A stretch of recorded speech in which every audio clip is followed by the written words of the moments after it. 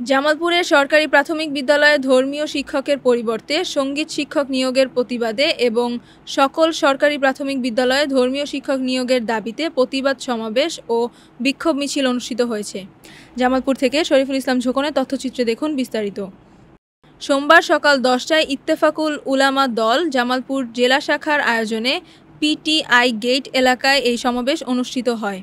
সমাবেশে ইত্তেফাকুল উলামা দল জামালপুর জেলার সভাপতি মুফতি শামসুদ্দিনের সভাপতিত্বে বক্তব্য রাখেন সহ-সভাপতি মুফতি আবদুল্লাহ, মাওলানা নজরুল ইসলাম, উলামা জামালপুর জেলা শাখার সাধারণ সম্পাদক হাফেজ মাওলানা মোহাম্মদ আলী খান সহ বিভিন্ন উপজেলা পর্যায়ের নেতৃবৃন্দরা।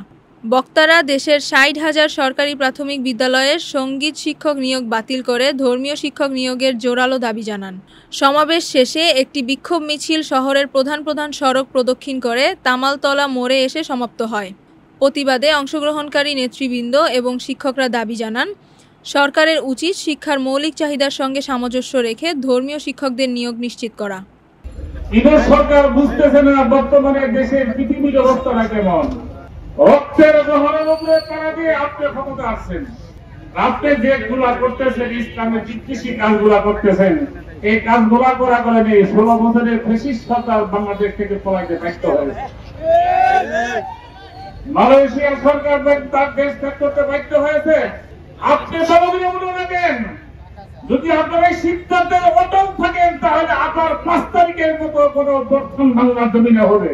আমার স্কুল আছে 4জন 5জন 3জন টিচার, 4জনে হিন্দু, অথচ ইসলাম শিক্ষা সেখানে আছে একজন হিন্দু স্যার সেই ইসলাম শিক্ষাকে বলাচ্ছে।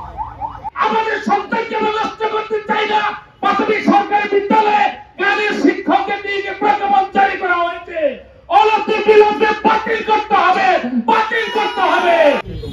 আমরা বাংলাদেশের বাংলাদেশের মুসলমান, বাংলাদেশের জনগণ প্রত্যেকে যাতে নিরাপদে থাকে।